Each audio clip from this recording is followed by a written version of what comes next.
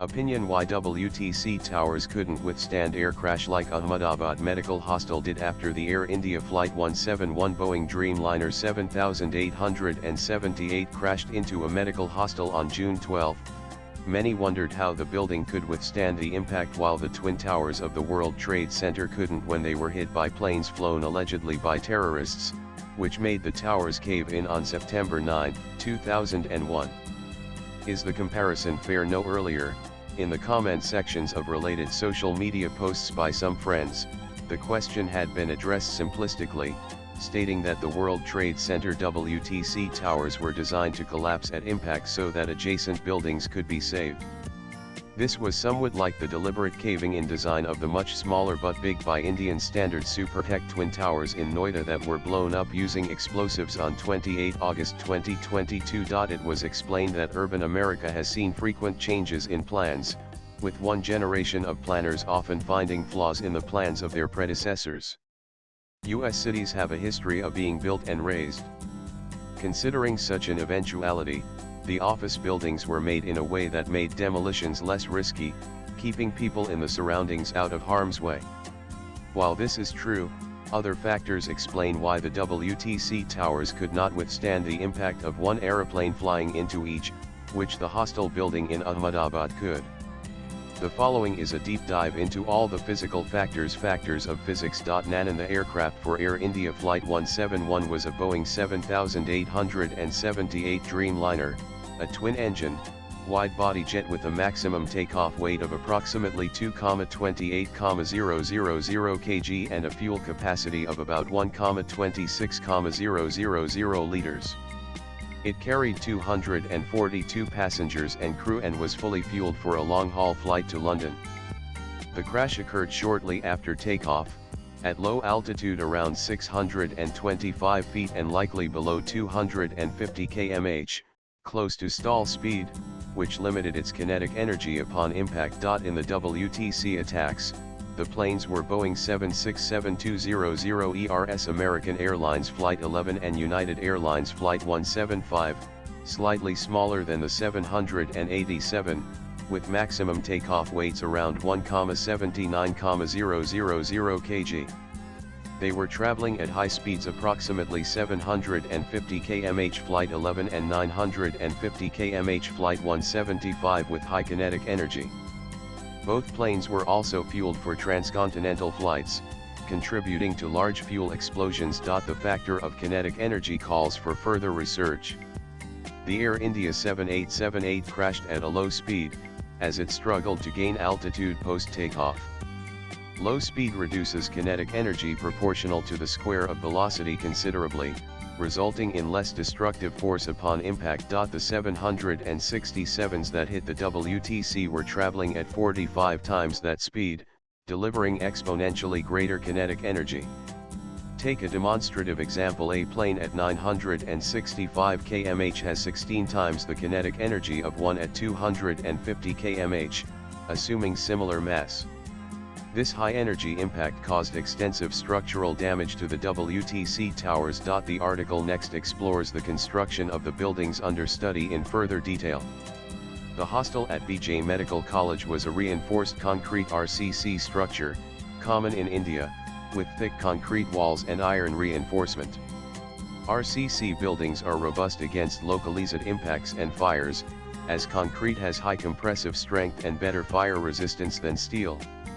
The hostel's smaller size and denser construction helped it withstand the crash without collapsing entirely, though it sustained visible damage, including explosions and fires. The WTC towers were steel-framed skyscrapers with a tube-frame design, relying on a dense grid of steel columns in the exterior walls and a central core.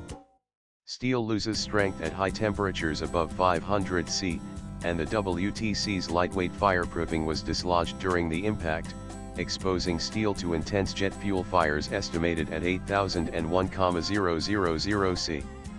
This weakened critical structural components, leading to progressive collapse.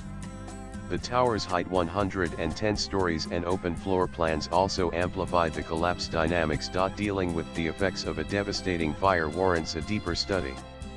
The 7878 struck the hostel at a low angle, with its nose up, suggesting a near stall condition. The impact caused multiple explosions and fires, but the fire's intensity and duration were likely less severe due to the lower kinetic energy and possibly better containment by the concrete structure. The crash killed 241 on board and 1934 on the ground, indicating significant destruction, but the building's core structure remained partially intact. In the WTC attacks, on the other hand, the 767 struck the towers at high angles, penetrating deep into the structures and damaging multiple floors and core columns. The jet fuel ignited massive fires, exacerbated by office contents, furniture, paper, plastic, etc., which burned for over an hour before collapsing. The combination of impact damage and prolonged high-temperature fires caused the steel framework to buckle, initiating a catastrophic chain reaction. Each tower collapse killed about 1,000, with estimates of 2,606 in the towers and on the ground. The next factor is a deeper dive into the physics of things. The Air India plane hit the Hostel at a low angle, as already said, likely skidding across the building or ground, distributing the impact force over a larger area. The Hostel's lower height, though a multi-story building, not a skyscraper, meant less gravitational potential energy to drive a collapse. The WTC plane struck at high angles, with Flight 11 hitting the North Tower floors 9,399 and Flight 175 hitting the South Tower floors 7,785. These high-altitude impacts severed critical columns and triggered fires across multiple floors, with the weight of the upper floors contributing to the progressive collapse. Having called the comparison unfair, it raises valid questions about structural resilience and aviation safety. The Hostel's ability to remain partially intact suggests that RCC structures may handle low-speed impacts better than steel-framed skyscrapers handle high-speed impacts plus prolonged fires. The WTC collapse was a unique event driven by a combination of factors: impact damage, fire, and design vulnerabilities not replicated in Ahmedabad. The human, mechanical and external reasons include the differences, such as the Air India crash prompting scrutiny of the Boeing 787 safety, with past whistleblower allegations about manufacturing flaws, example fuselage joint stress, battery fires, etc. However, no definitive cause has been linked to the crash, with investigations focusing on potential dual-engine failure or other technical issues. This contrasts with the WTC, where the cause was deliberate terrorist action, not mechanical failure. While Ahmedabad's airport has a history of bird strikes, 38 reported in 200 and 2,223, catastrophic dual-engine failure from birds is rare at low altitudes. This probable factor in the Air India crash was irrelevant to the WTC. Whereas some social media posts and discussions may imply skepticism about the WTC's collapse, example questioning why a concrete building survived better, the conspiracy theories like the false flag theory that posits that the George Bush administration or the American deep state sabotaged the buildings to get an excuse to go after the Osama bin Laden-led Al-Qaeda often lack engineering context. The WTC's collapse is well documented by reports of the National Institute of Standards and Technology (NIST), which attribute it to impact damage and fire, not explosives or other unproven theories. The Air India crash, by contrast, is under active investigation, with no evidence of foul play. The explanation of the distinct reasons of physics for one caving in and the other refusing to collapse did not explain how the WTC's Tower 7 fell, which a friend asked. Conspiracy theories abound on that, too, even though the US authorities convincingly ruled them out. World Trade Center Building 7 WTC-7 collapsed on September 11, 2001 at 5:20 p.m. local time, approximately 7 hours after the collapse of the Twin Towers WTC-1 and WTC-2. Its collapse has been widely studied and is primarily attributed to fire-induced structural failure, as outlined by the NIST in its final report NXTR 1A, 2008, which is presented in brief as follows. Even the concise explanation is quite long for a comment and quite important to be allowed to get lost in posterity. Unlike WTC-1 and WTC-2, WTC-7 was not struck by an aeroplane. However, it was badly damaged by debris from the collapse of WTC-1, the North Tower, located about 113 m away. Falling steel and debris caused large gashes in WTC-7's south face and started multiple fires. Debris from WTC-1 ignited fires on at least 10 floors of WTC-7, most devastatingly on floors 6, 7, 8, 11, 12, 13, and others, fueled by office contents like furniture, plastic, and paper. The fire raged for 7 hours, largely unchecked, as the building's sprinkler system was disabled due to a severed water main from the earlier collapses. Investigation by the NIST found that prolonged fires heated steel beams and floor systems to temperatures exceeding 600 C. This caused thermal expansion of steel beams, particularly on the 13th floor near column 79, in the northeast corner of the building. Thermal expansion pushed a critical girder off its seat at column 79, triggering a local floor collapse. This initiated a progressive failure, as unsupported floors above collapsed, overloading column 79. WTC-7 contained large diesel fuel tanks for emergency generators, raising initial concerns about their role in the fires.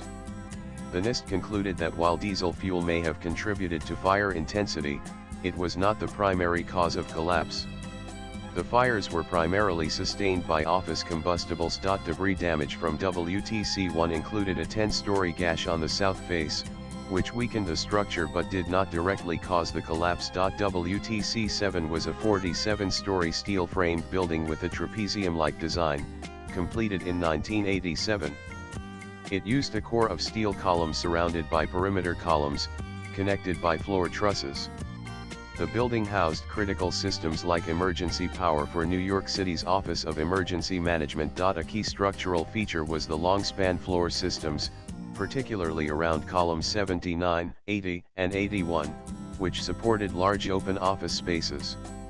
These long spans made the structure vulnerable to fire-induced failure if key columns were compromised. The long-span floor design and lack of fire suppression were sufficient to cause the collapse, as validated by the NIST's computer models and peer-reviewed studies. The failure of column 79, a critical vertical support, led to a cascading collapse of adjacent columns 80 and 81. This created an internal collapse of the east side of the building. The loss of these columns caused the remaining structure to buckle, resulting in a near free-fall collapse of the entire building. The collapse took approximately 6.5 seconds, with the first 1.75 seconds at free-fall acceleration due to the rapid failure of the lower structure. The brief free-fall phase 1.75s occurred because the lower exterior columns buckled rapidly after the internal structure collapsed, not because of explosives. WTC-7's collapse thus provides additional context to the comparison between a Boeing Dreamliner hitting the Ahmedabad Medical Hostel building and one smaller plane hitting each of the WTC twin towers. WTC-7's collapse being caused by fire and debris, not a direct plane impact, also makes it a poor comparison to the Hostel, which withstood a low-energy crash due to its robust concrete construction, which was why mentioning this WTC tower would have breached the context of an earlier explanation. On the one hand, similar to the caving in of the WTC twin towers, WTC-7's collapse involved fire weakening the steel. On the other hand, the absence of an aircraft impact meant less initial structural damage.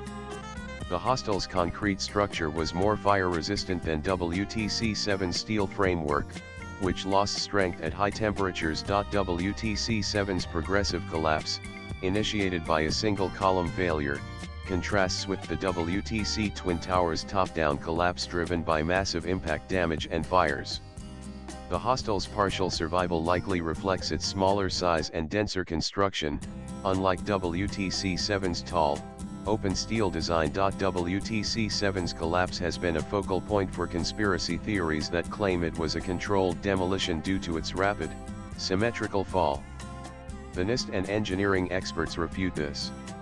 The NIST found no evidence of sounds of blasts, seismic signals, or explosive residues consistent with demolition. Swipe left for next video. The collapse's symmetry was due to the uniform failure of the steel framework after column 79's buckling. The author is a senior journalist and writer. Views expressed in the above piece are personal and solely those of the author. They do not necessarily reflect News 18's views. Latest blogs.